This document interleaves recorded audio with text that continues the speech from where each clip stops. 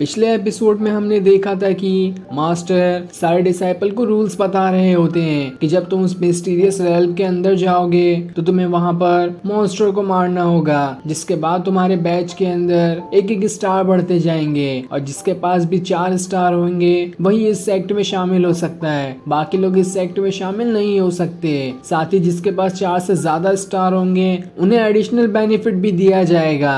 इसलिए सारे के सारे डिसाइपल उस मिस्टीरियस रेल्म के अंदर चले जाते हैं। लेकिन जब यून और ली आगे बढ़ रहे होते हैं कि तभी वहाँ पर वांग अपने साथियों के साथ आकर उन्हें घेर लेता है, जो उनसे फाइट करने के लिए यहाँ पर आया था। जिसके बाद यहाँ से ये एपिसोड शुरू होता है। तो इस एपिसोड की शुरुआत में हम वांग को देखते हैं जो ली और यून के सामने स्वॉर्ड लेकर खड़ा होता है और वो आते साथ ही सीधा उनके ऊपर अटैक करना शुरू कर देता है। लेकिन तब उसके सामने ली जाता है और उसके ऊपर अटैक करके उसे दूर कर देता है। जिसके बाद वो यून से कहता है तुम जाकर बाकी लोगों को संभालो, तब तक मैं इस वांग से लड़ता हूँ। इस पर यून उससे कहता है ठीक है, लेकिन इस बात का ध्यान रखना इस वांग के पास कम पावर्स नहीं है, ये भी बहुत ज्यादा पावरफुल है। जिस पर ली हाँ में जवाब देता है और फिर दोबारा से वांग से लड़ने के लिए चले जाता है। लेकिन इस बार भी वांग उसे कड़ी टक्कर देता है और उसके ऊपर काफी खतरनाक अटैक करते हुए उसे वहां से दूर फेंक देता है। ये देखकर यून भी परेशान था कि आखिर इस वांग के अंदर कितनी ज्यादा पावर्स है, ये तो आसानी से सभी को हराया जा रहा है। जिसके बाद वांग अपने साथियों से कहता है ऐसे पुतला बनकर क्यों खड़े हो, जाओ और इन दोनों को खत्म कर दो। इसलिए सारे के सारे सिपाही अपने अपने वेपन को एक्टिवेट करना शुरू कर देते हैं, जिनके अंदर से काफी खतरनाक ऑरा निकल रहा था। ये देखकर यून खुद से कहता है ये वेपन तो काफी ज्यादा पावरफुल दिखाई दे रहे हैं और काफी ज्यादा महंगे भी हैं। इनके पास ये वेपन कहाँ से आया? जरूर ये सारे डिसाइपल कहीं और से होंगे जिन्हें हायर करना बहुत ज्यादा मुश्किल हो सकता है। लेकिन तब भी इस वांग ने काफी ज्यादा पैसे खर्चे करके इन्हें हायर किया है ताकि ये मुझे मार सके। लेकिन खैर कोई बात नहीं, मैं तब भी इन सारे डिसाइपल से आसानी से लड़ जाऊंगा। वहीं वांग उन दोनों से कहता है क्या हुआ, मेरे डिसाइपल को देख के डर गए क्या? आज तो ये लोग तुम्हारा खेल ही खत्म कर देंगे। जिसके बाद वो भी अपनी स्वॉर्ड को एक्टिवेट करते हुए दोबारा से उनके ऊपर अटैक करने आने लगता है। लेकिन इस बार भी ली उससे फाइट करने जाता है और फिर अब देखते ही देखते दोनों के बीच काफी जबरदस्त फाइट शुरू हो जाती है। तो वहीं यून भी उन सारे डिसाइपल से फाइट कर रहा होता है, जहां वो भी उन्हें काफी अच्छे से मजा चखाता है। इधर वांग अपनी एक खतरनाक और पावरफुल टेक्निक का इस्तेमाल करता है और जैसे वो उसे एक्टिवेट करता है उसके पीछे एक बहुत ही बड़ा फॉर्मेशन बन जाता है, जिस फॉर्मेशन के अंदर से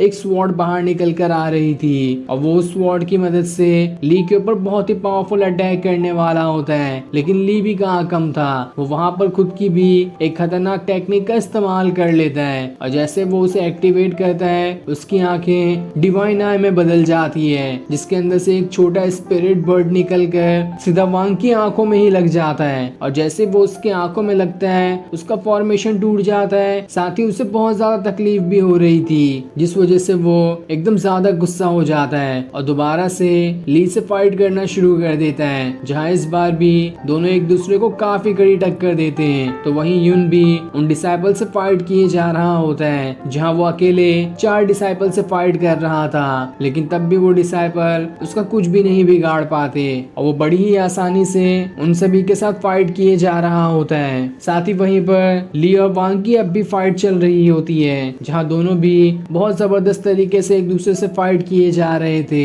लेकिन अब भी मालूम नहीं किया जा सकता था कि कौन इस फाइट में जीतेगा और कौन इस फाइट में हार जाएगा, क्योंकि दोनों ही बराबर पावरफुल दिखाई दे रहे होते हैं। इधर यून अपनी पावर्स का इस्तेमाल करते हुए उन सिपाहियों से आसानी से लड़ रहा होता है, जहां वो सिपाही उसके ऊपर एक अटैक तक नहीं कर पा रहे होते हैं। जिसके बाद वो अपने टाइगर स्पिरिट को समन करने की कोशिश करता है, पर उससे पहले ही वो सिपाही वहां पर अपनी शील्ड बना लेते हैं ताकि उसकी टाइगर स्पिरिट से बच सके।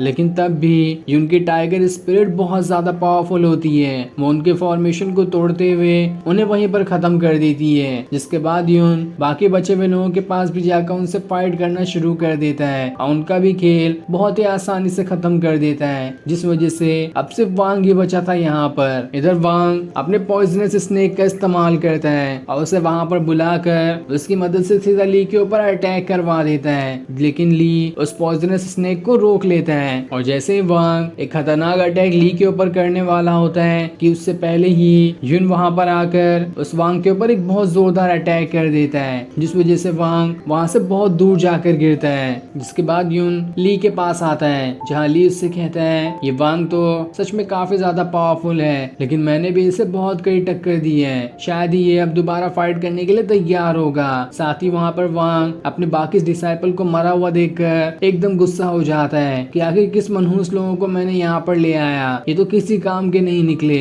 इतना पैसा भी मेरा बर्बाद हो गया। इसलिए वो अपनी जान बचाते हुए इस टाइम वहाँ से भागने में ही भलाई समझता है, क्योंकि अभी उसके पास उसका सपोर्ट करने वाला कोई है ही नहीं। अब वो अकेले ली और युन से एक साथ फाइट नहीं कर सकता था, इसलिए वो वहाँ से भाग जाता है। ये देखकर ली और युन भी हैरान रहते हैं कि ये तो कितना डरपोक इंसान है जो डर के मारे यहाँ से दुम दबाकर भाग निकला। इसलिए वो दोनों भी उसका पीछा करने जाने लगते हैं, लेकिन जाने से पहले ली उन चोरों के पास से जो भी कीमती चीज होती है सब चीजें चुरा लेता है और फिर युन के साथ उसके घोड़े पर बैठकर वहाँ से वांग को पकड़ने के लिए निकल जाता है। दूसरी तरफ हम सेक्ट के एल्डर्स को देखते हैं जो सभी ऑरा के अंदर ये सारी चीजें देख रहे होते हैं कि यहाँ पर युन और वांग की किस तरह से लड़ाई हुई थी। तब वो सभी युन की पावर्स को देखकर काफी ज्यादा हैरान रहते हैं कि इसने इतनी ही आसानी से 4 वॉरियर्स को कैसे खत्म किया जो कि कम पावरफुल नहीं थे और उन्हें काफी ज्यादा पावरफुल भी माना जाता है, पर तब भी युन ने आसानी से उनका खेल वहाँ पर खत्म कर दिया।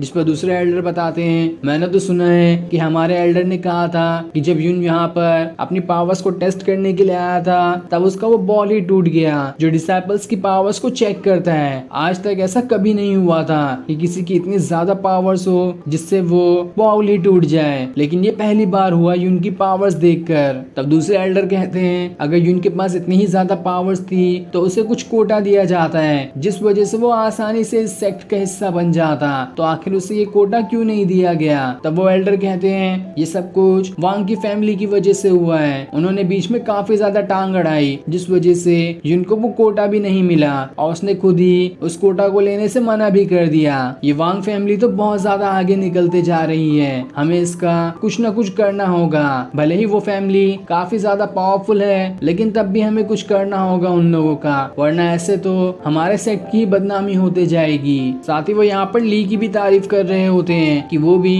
सच में काफी ज्यादा पावरफुल है, उसने भी काफी अच्छी तरीके से वांग को टक्कर दी। इधर हम युन और ली को देखते हैं जो दोनों आगे बढ़ रहे होते हैं वांग को ढूंढने के लिए, लेकिन वो उन्हें कहीं पर भी दिखाई नहीं देता।